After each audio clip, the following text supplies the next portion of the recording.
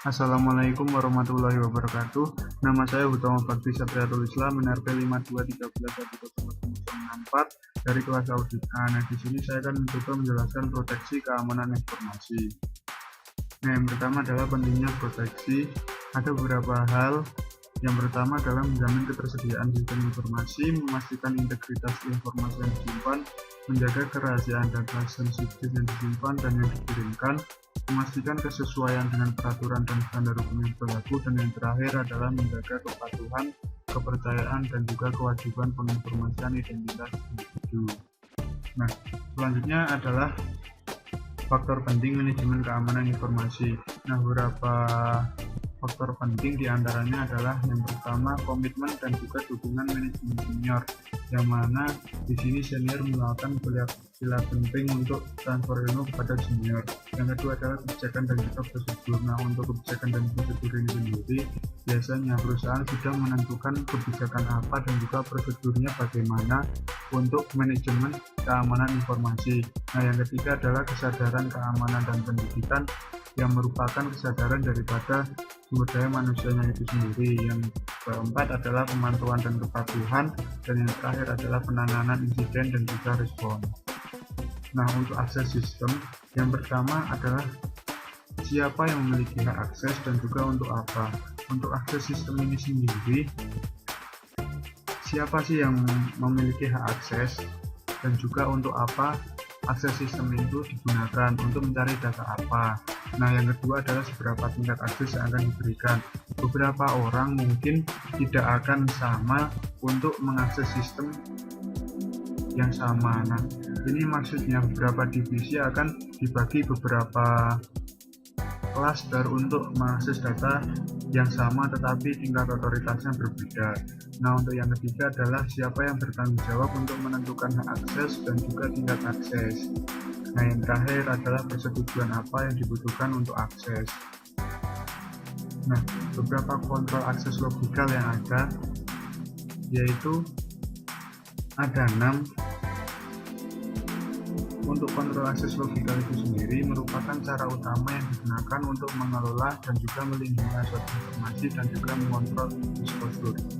Beberapa exposure diantaranya adalah data leakage, Trojan horse atau backdoor, virus atau worm, logic bomb, yang selanjutnya adalah DOS, dan yang terakhir adalah wargaming.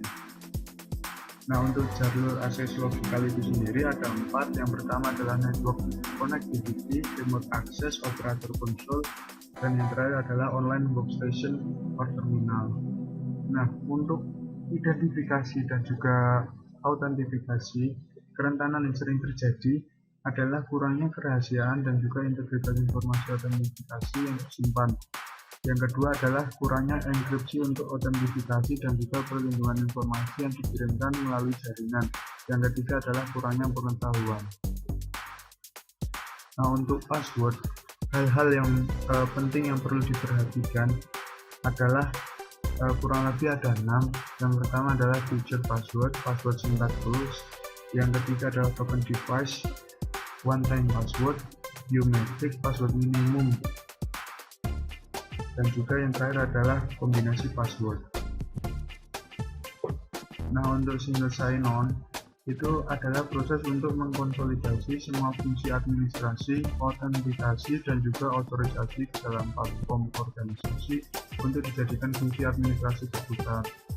Untuk keuntungannya, ada beberapa keuntungan. Yang pertama adalah multiple password tidak lagi dibutuhkan. Yang kedua adalah meningkatkan manajemen dari akun pengguna dan otorisasi untuk seluruh sistem yang berhubungan.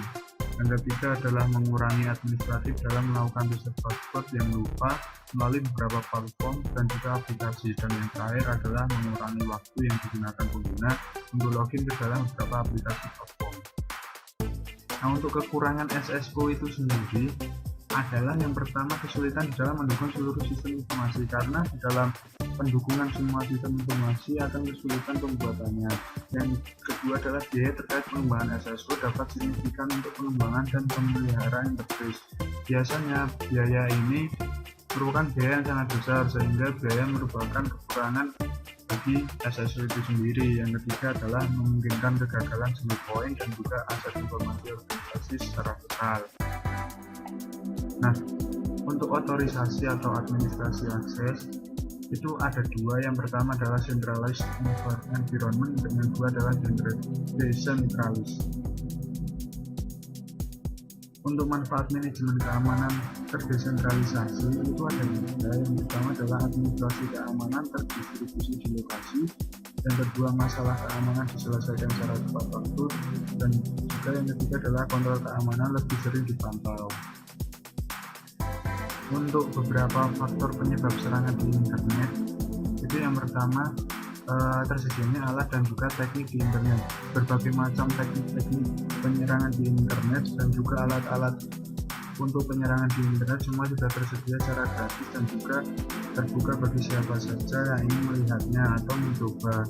Nah, untuk yang kedua, kurangnya kesadaran keamanan dan juga pelatihannya. Biasanya untuk orang-orang yang senang iseng ataupun orang yang senang menjahili orang lain itu merupakan faktor tersendiri yang harus diperhatikan di dalam serangan di internet. Yang ketiga adalah eksploitasi kerentanan keamanan.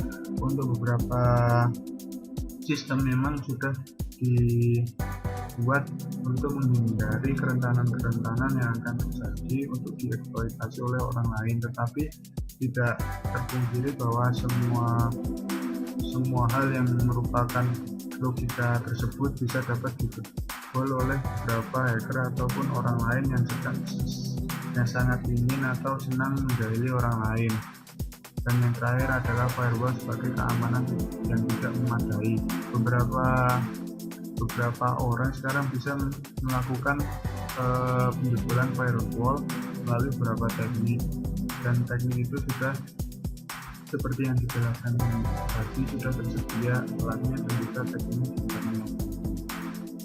Nah, untuk penanganan dan respon insiden keamanan diantaranya ada beberapa hal. Yang pertama adalah planning, execution, evaluation, containment, response, recovery, closure, dan yang terakhir adalah post incident review. Terima kasih. Semoga bermanfaat. Apabila ada kesalahan saya mohon maaf. Wassalamualaikum warahmatullahi wabarakatuh.